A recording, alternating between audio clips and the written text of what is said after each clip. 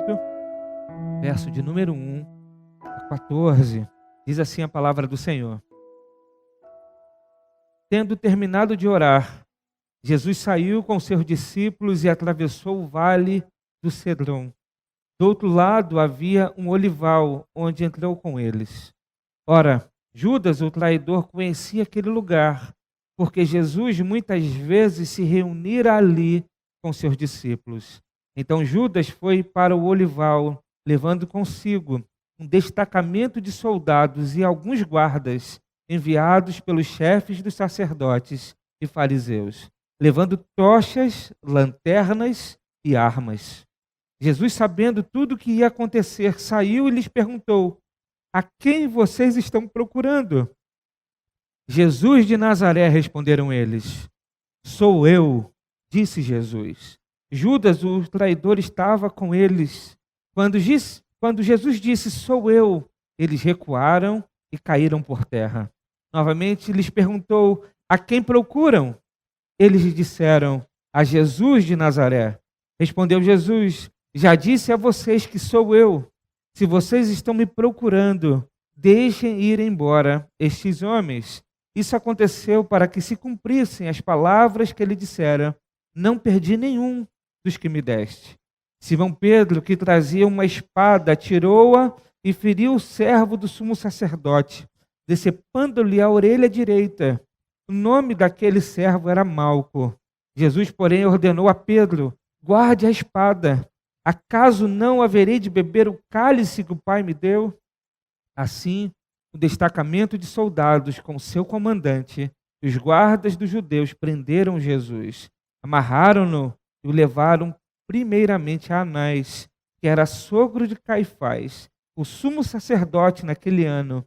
Caifás era aquele que tinha dito aos judeus que seria bom que um homem morresse pelo povo. Amém? Que o Senhor abençoe nosso coração, meus irmãos, à luz de sua palavra.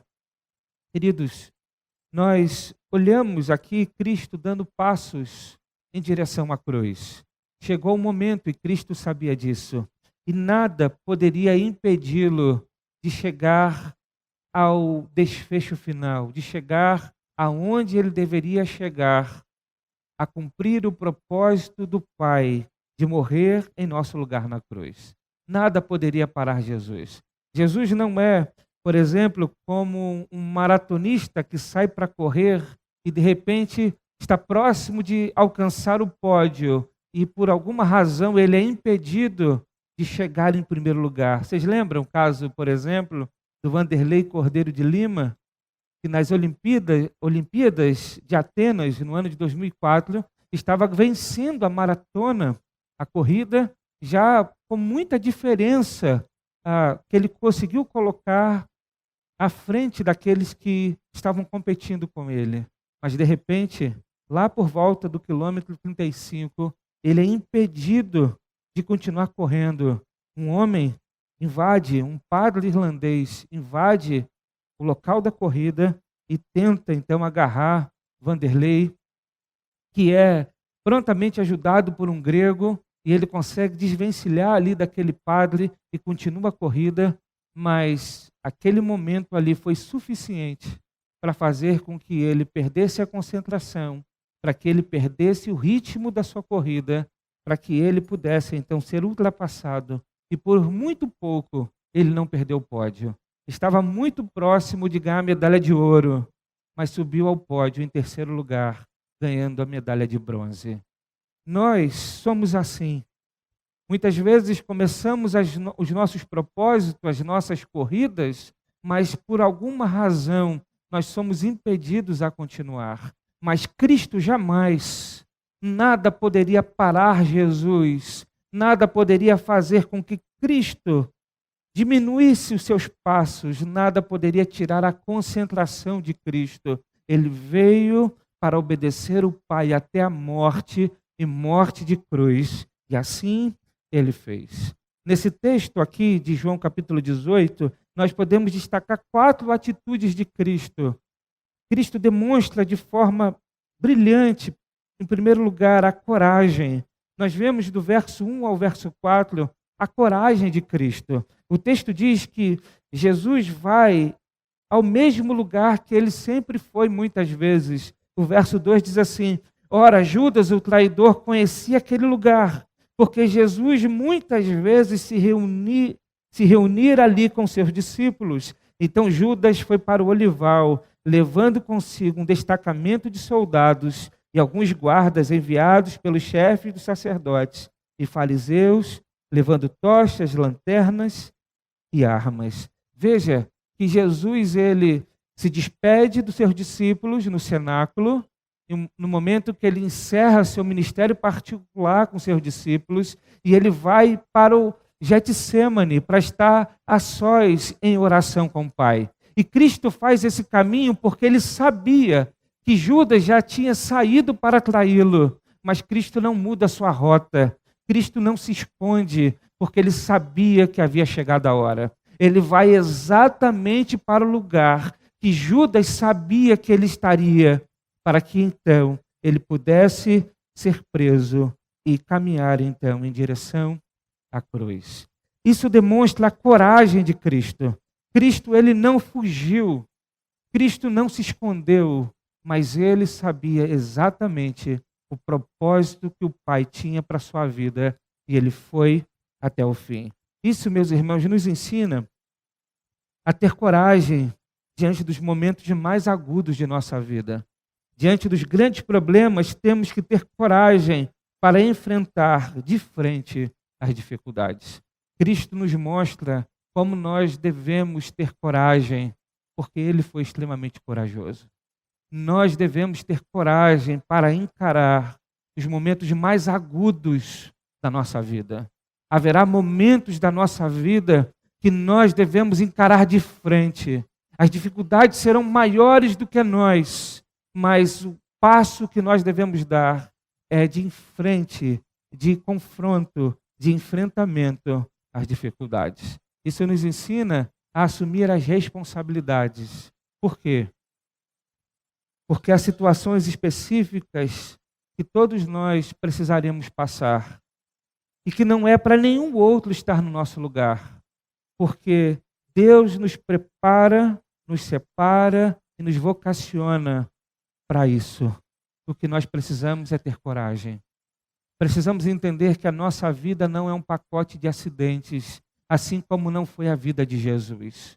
Nós somos forjados ao longo da vida, preparados por um propósito da parte de Deus, e nós precisamos compreender que nós devemos encarar as dificuldades tendo os olhos fitos em Jesus, o autor e consumador da nossa fé, que não recuou, mas pelo contrário suportou todas as dificuldades por amor de cada um de nós.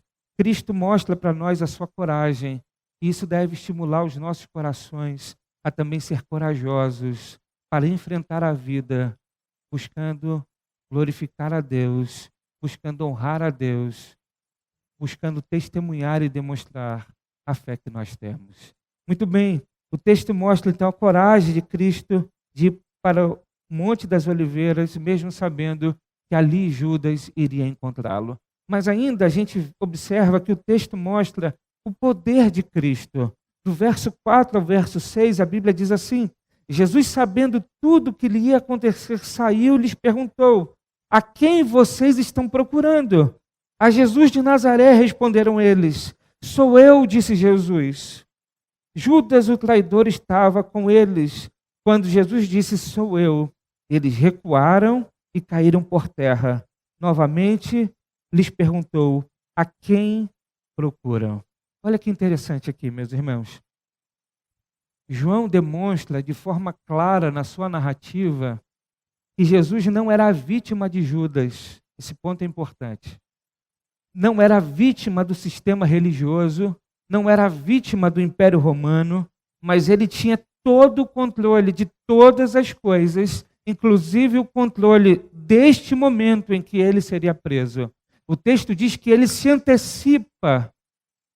Ele se antecipa e diz o que vocês estão fazendo, quem vocês estão procurando. Veja que interessante que João não narra nem o beijo de Judas, o beijo da traição, porque a intenção de João, o evangelista, é focar apenas no protagonismo de Cristo. Judas é apenas o coadjuvante dessa história. O protagonista dessa história é Cristo Jesus. E o texto vai dizer que Cristo se antecipa e responde: sou eu. E quando ele responde, sou eu, o texto vai dizer que aquele destacamento de soldados dá um passo para trás, recua, assustado, e cai por terra. Meus irmãos, nós podemos entender que há dois níveis aqui na resposta de Cristo. F.F. Bruce, comentando esse texto, ele vai dizer o seguinte: a resposta dele, sou eu, pode ser entendida em dois níveis. E provavelmente esta é a intenção do evangelista. Em um nível significa simplesmente, sou eu, no sentido comum, como qualquer pessoa diria, em circunstâncias semelhantes. Entretanto, em um sentido especial, é mais que isto. É uma palavra de poder, equivalente à maneira como o Deus de Israel identifica a si mesmo. Eu sou eu mesmo. Isso a gente vê em vários textos do Antigo Testamento, quando Deus se apresenta e diz, sou eu. Especialmente nos textos de Isaías, por exemplo, eu poderia citar Isaías capítulo 41, verso 4, Isaías 43, verso 10, Isaías 43, verso 13 a 25, Isaías 46, verso 4, Isaías 48, verso 12, que Deus se apresenta exatamente como Cristo fez aqui. Mas eu quero citar apenas Isaías 46, verso 4, quando o texto diz, mesmo na sua velhice, quando tiverem cabelos brancos, sou eu aquele que os susterá. Eu os fiz e eu os levarei. Eu os susterei e eu os salvarei.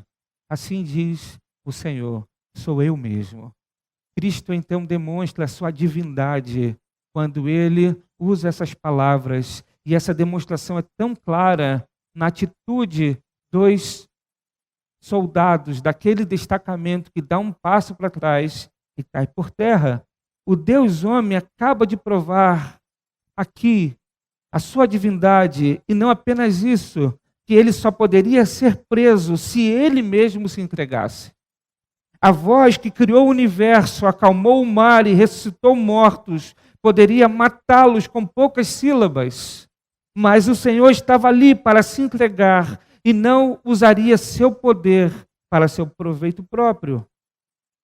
E aqui é interessante que algo no texto pode não ganhar visibilidade, mas é importante destacar. O texto diz que Judas, o traidor, estava com eles. Olha que interessante. Judas, o traidor, escolheu o seu lado. Ele estava do lado daqueles que prenderiam a Jesus. Veja que o apóstolo faz questão de frisar que Judas estava do lado oposto. O falso discípulo havia presenciado Jesus levantando a muitos com sua voz de autoridade, mas ali ele foi jogado por terra junto com aqueles que o acompanhavam. Ele também já havia visto a Jesus agindo e repreendendo o inimigo. Judas é aquele que também cai por terra, porque ele se colocou como inimigo de Cristo. Interessante que na conversa com Pedro, Jesus vai dizer o seguinte, quando repreende Pedro, para trás de mim, Satanás. Isso está em Mateus capítulo 16, 23. É interessante que o diabo vai embora, mas Pedro fica.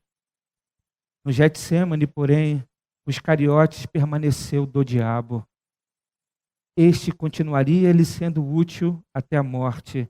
É por isso que com antecedência Jesus já havia avisado. João capítulo 6, verso 70 e 71, o texto diz, por acaso não escolhi a vós, os 12? Contudo, um de vós é um diabo. Ele se referiu a Judas, filho de Simão Iscariotes, pois ele, um dos 12, haveria de traí-lo. Veja, meus irmãos, de qualquer ângulo que a gente olhar, a gente vai perceber que Judas era um ímpio. Ele andou ao lado de Cristo de maneira provisória, mas agora estava na ala que sempre pertenceu ao dos inimigos de Deus. Ele estava junto daqueles que caíram por terra. O texto então mostra o poder de Cristo, mas também mostra para nós o amor de Cristo. Verso 7 a 9 diz assim, Novamente lhe perguntou: a quem procuram? E eles disseram: a Jesus de Nazaré. Respondeu Jesus: já disse a vocês que sou eu. Se vocês estão procurando, deixem ir embora estes homens. Isso aconteceu para que se cumprisse as palavras que ele dissera: não perdi nenhum dos que me deste. Olha que interessante aqui. Por 2 vezes Jesus se apresenta como sou eu.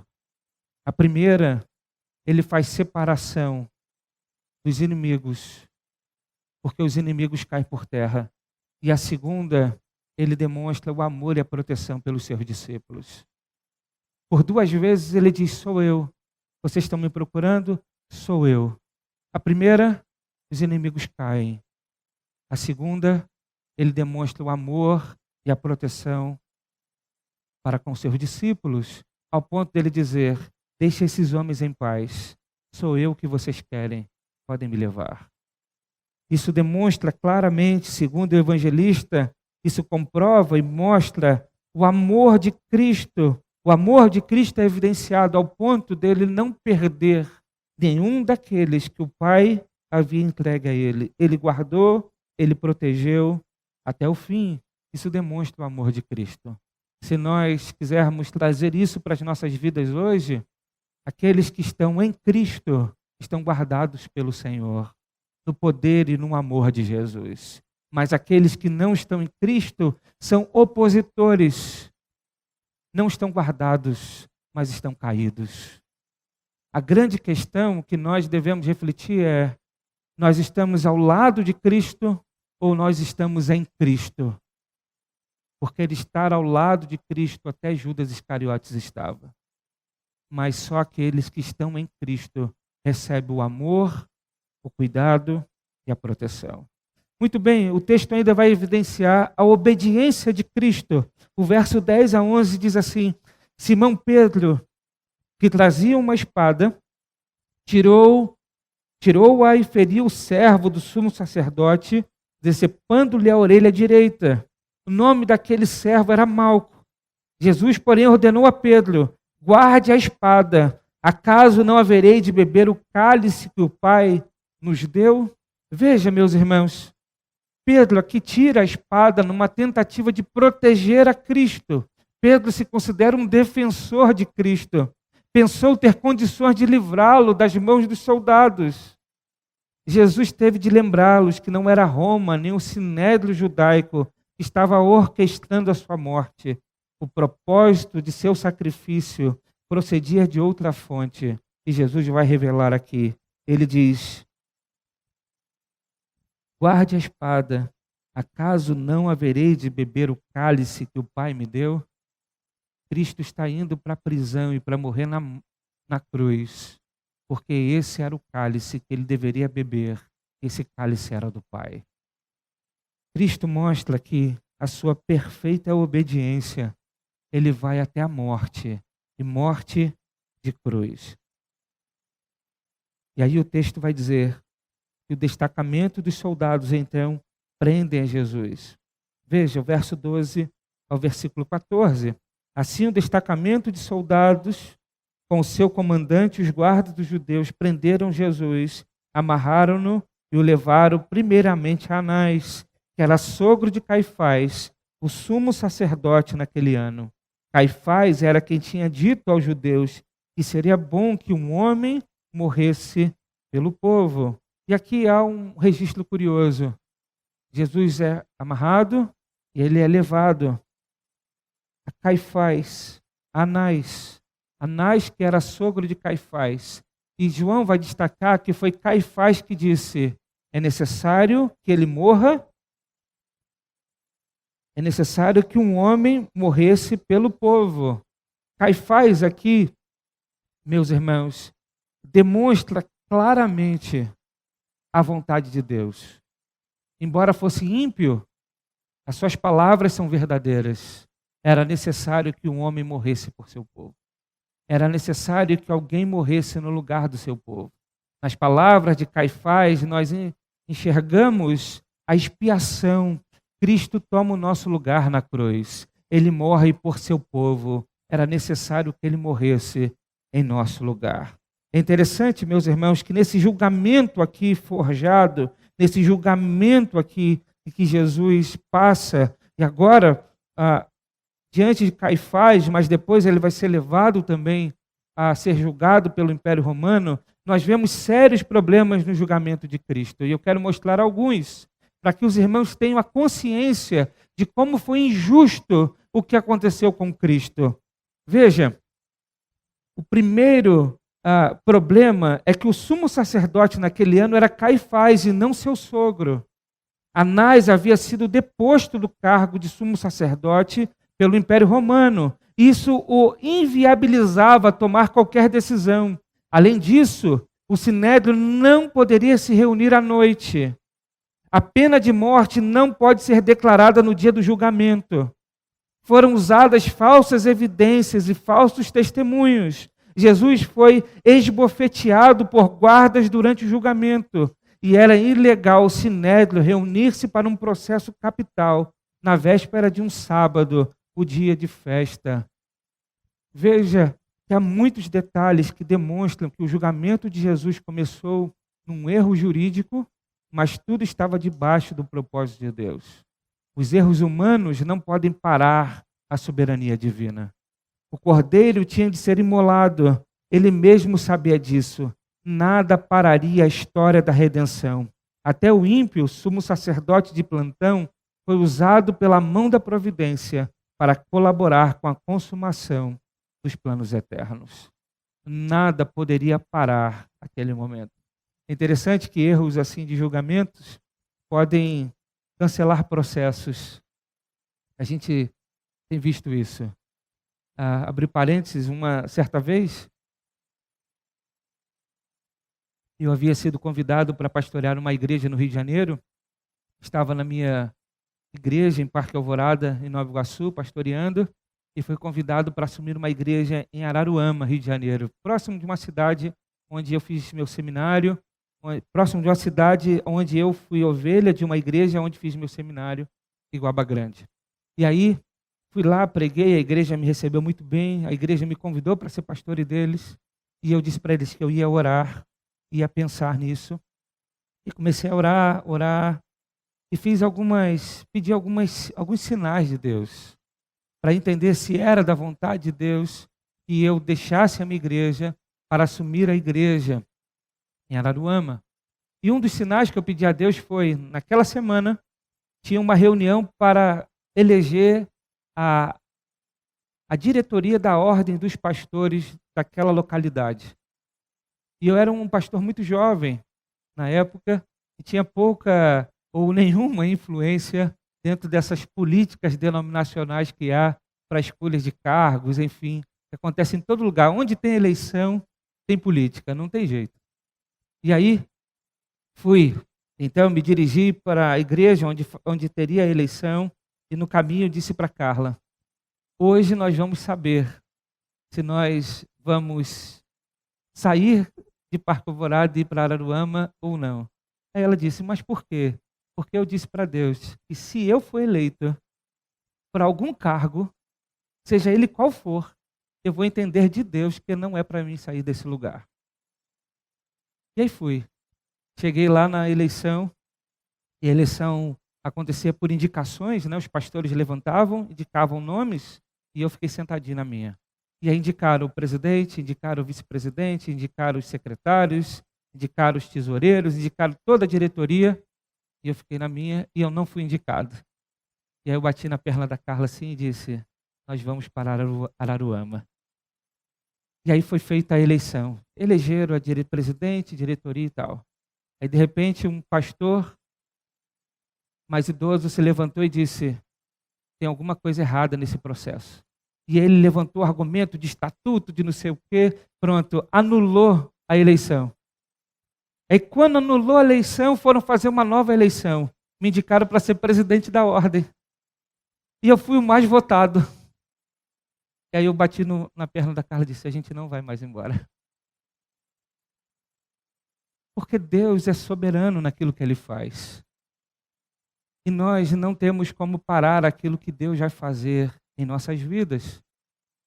Erros podem acontecer no processo, mas Deus está conduzindo a história. E Ele estava conduzindo a história de Cristo. Cristo teria que morrer em nosso lugar na cruz.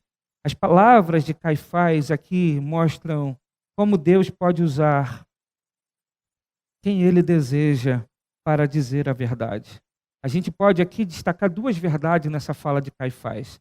A primeira é que Deus usa quem Ele quer para fazer ou falar o que Ele deseja. Deus usa quem Ele quer para fazer ou falar o que Ele deseja. Esse é um ponto importante. Falar coisas de Deus não significa ser de Deus. Falar coisas verdadeiras sobre Deus não significa que nós somos de Deus. Outra coisa importante que a gente pode destacar é que falar coisas corretas sobre Deus ou fazer algo que coopere com seus planos não nos confere posição de salvos. Caifás era um ímpio que se opôs a Cristo, mas em dado momento ele usou da boca para profetizar que um homem precisava morrer por seu povo. E exatamente isso aconteceu. E eu quero então, meus irmãos, trazer algumas aplicações práticas para que a gente possa caminhar para a ceia do Senhor. A primeira delas, veja como a dureza do coração pode tomar conta de uma pessoa ímpia e ela ser capaz de fazer o mal a um inocente. Veja como a dureza do coração pode tomar uma pessoa ímpia e ela ser capaz de fazer o mal ao inocente. Judas caminhou com Cristo por 3 anos. Judas sabia que Cristo não tinha pecado algum. Judas viu Cristo manifestar poder e autoridade em muitos momentos. Judas estava ao lado de Cristo 24 horas e mesmo assim foi capaz de trair a Jesus. Veja como o coração duro, a dureza do coração de um ímpio, de um homem natural, de um homem que não nasceu de novo, é capaz de fazer o mal. Se Judas foi capaz de fazer isso, os irmãos se espantam com a maldade e a perversidade do homem? O ser humano é capaz de fazer coisas absurdamente má. E nós precisamos entender isso. Quando a gente olha para a nossa sociedade tão violenta, tão corrupta, com tantos problemas, entendam que isso é fruto do coração humano, um coração endurecido que precisa de redenção. O homem não será outro se não houver o novo nascimento. Ele pode ter educação, ele pode ter ciência, ele pode ter tecnologia, ele pode nascer em berço de ouro, mas se o coração permanecer duro, ele é capaz de fazer a maldade e a perversidade, porque o pecado nasce em seu coração. Isso demonstra para nós a necessidade que nós temos de pregar o Evangelho, porque é o Evangelho que pode reconciliar o homem com Deus. É o Evangelho que pode alcançar o coração de pedra. É o Evangelho que pode transformar a vida do ser humano. Só o Evangelho pode trazer redenção. Mas, em segundo lugar, as armas da carne nunca servirão para resolver situações espirituais. As armas da carne nunca servirão para resolver situações espirituais. Aqui no texto, Jesus estava sendo preso, mas era o propósito do Pai. E Pedro, mais uma vez, não discernindo espiritualmente, pega uma espada e tenta impedir, através de armas carnais, que Cristo não fosse preso e, consequentemente, não fosse julgado e não morresse na cruz. Olha que interessante. A falta de discernimento espiritual pode nos colocar em oposição à vontade de Deus. Perceba? Pedro, discípulo e servo de Cristo, mas sua falta de leitura espiritual do que estava acontecendo fez com que ele se colocasse como um opositor àquilo que Deus estava fazendo Cristo precisava ir à cruz e ele iria através desse julgamento injusto. Mas a falta de discernimento de Pedro fez com que ele entendesse que era necessário utilizar armas da carne. Ele literalmente pegou a espada e decepou a orelha de um soldado. Quantas e quantas vezes queremos resolver os nossos problemas com armas da carne? Quantas e quantas vezes achamos que a solução para os nossos problemas é com a força do braço, é com o nosso próprio esforço? Quantas e quantas vezes buscamos resolver problemas espirituais através de questões naturais? Não é verdade? Sejam os problemas que for. E há vários problemas espirituais que afetam a nossa vida em muitas áreas. Em muitas áreas. Por isso nós devemos estar com o coração cativo à verdade de Deus e buscar conhecer a Deus e a sua palavra para que nós possamos discernir. Nós vimos isso na mensagem de hoje pela manhã. O coração nosso precisa ser dilatado no conhecimento de Deus para discernirmos o que é melhor, para que nós possamos dar frutos de justiça, frutos de Cristo. Então esse discernimento do que é melhor só é possível quando o nosso coração é dilatado no conhecimento do Pai. Sem esse conhecimento nós vamos tatear para tentar entender a vontade de Deus. E muitas vezes podemos nos colocar como um opositor.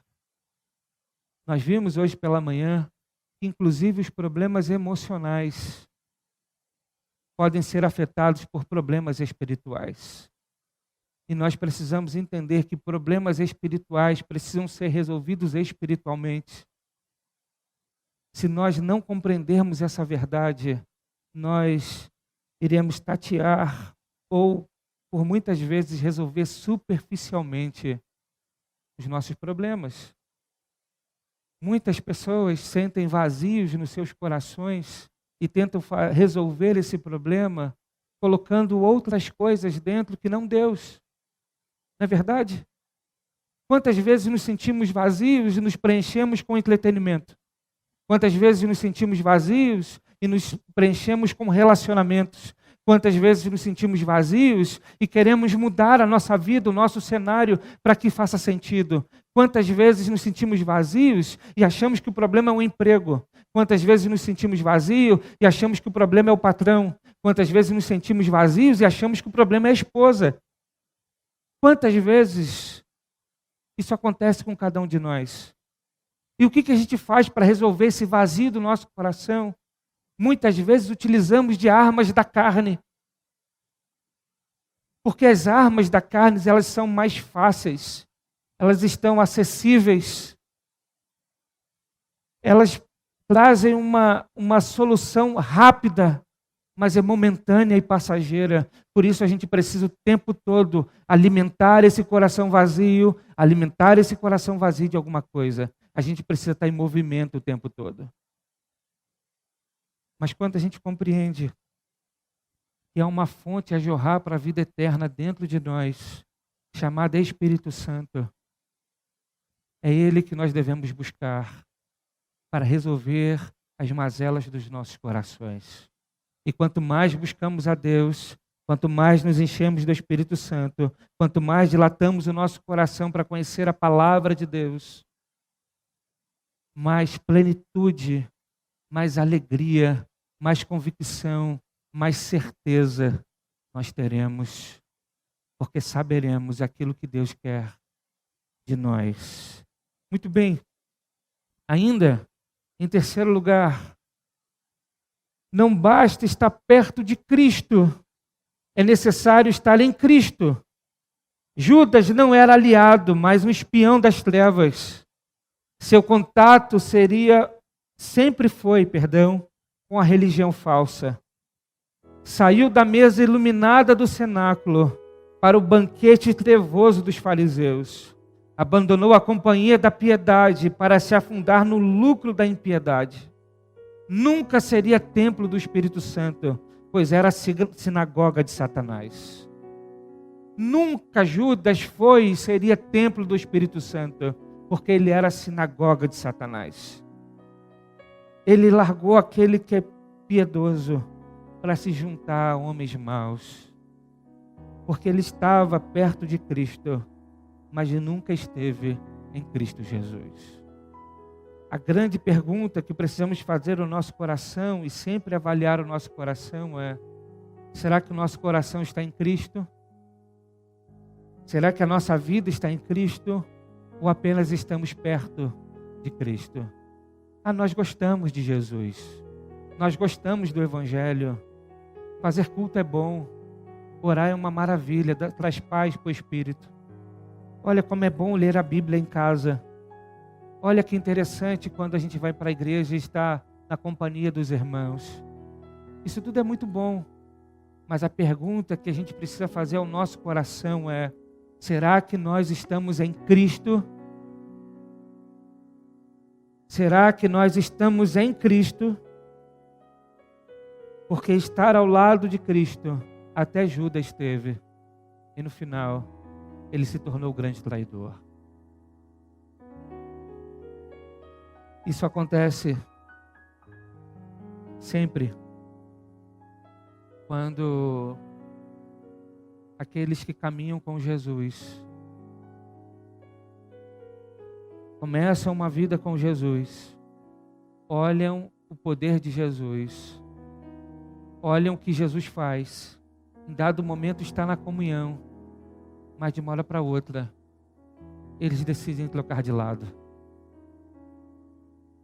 Não querem mais saber de Deus, não querem mais saber da igreja, não buscam mais ter uma vida espiritual, mas continuam gostando de Jesus, continuam sabendo que Ele de fato é quem Ele diz que é. Isso a Bíblia chama de apostasia.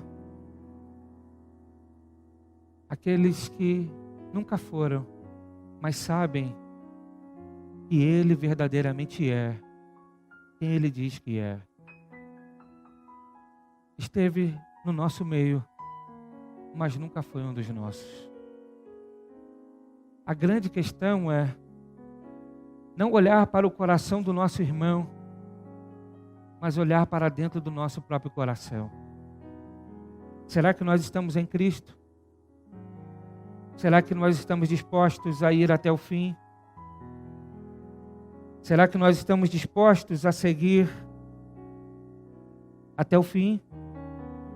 Esse caminho é difícil, porque é um caminho de cruz.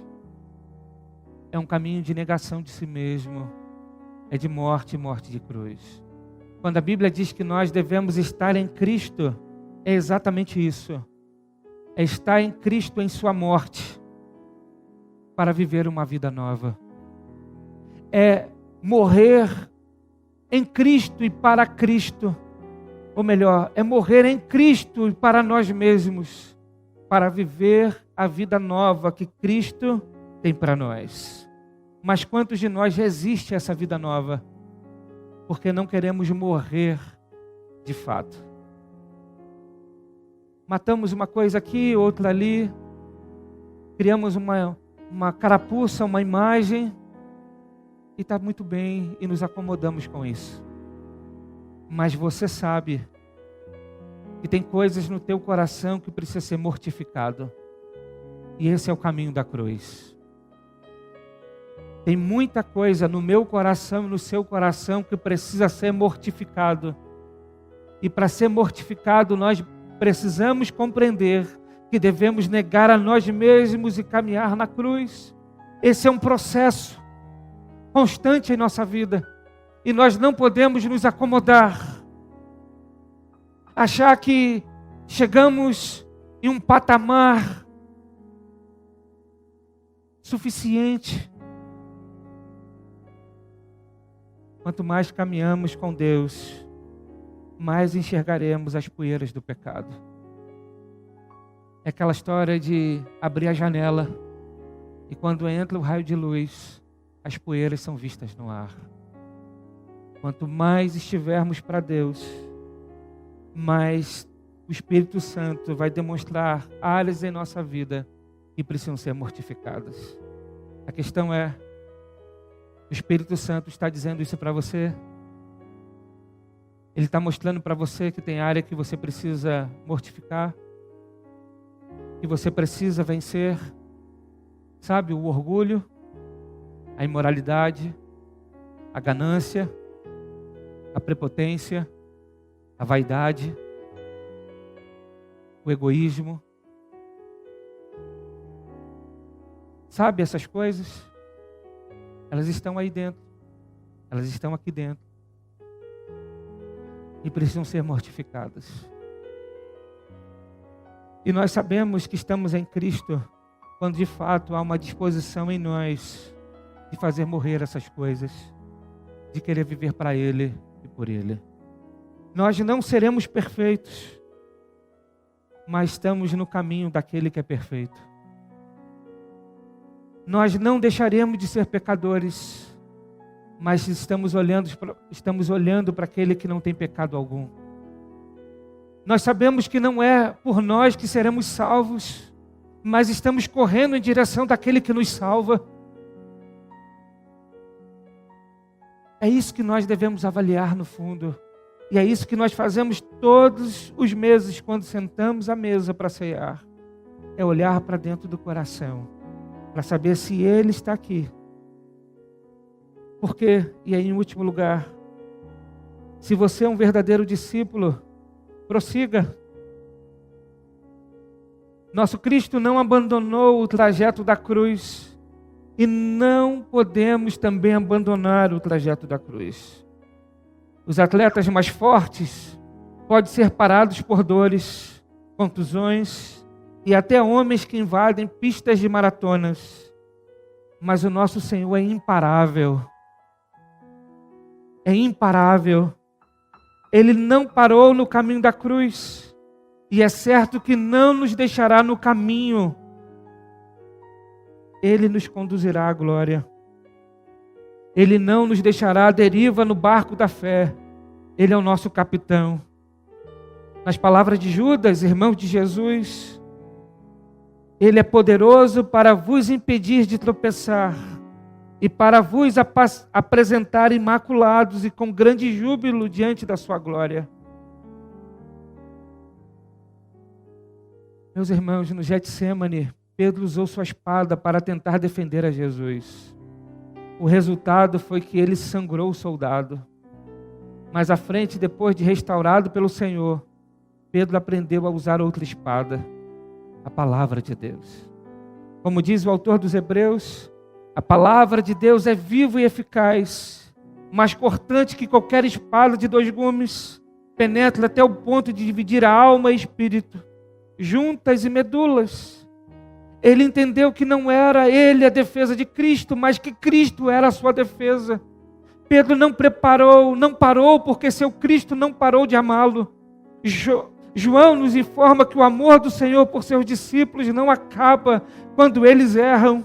Pedro e os outros verdadeiros discípulos perseveraram na fé, pois Jesus os amou até o fim.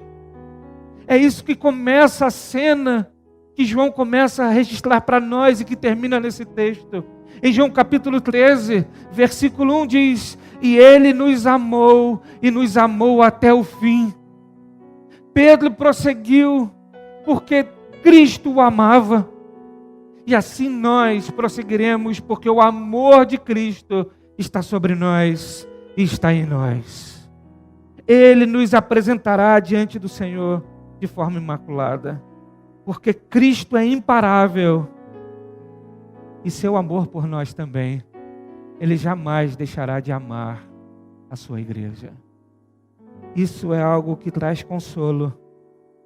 Isso é algo que precisa mexer dentro de nós, para que eu e você deseje, de fato, caminhar pela mesma estrada, buscar a mesma cruz, para viver, de fato, uma vida para honrar o nosso Senhor.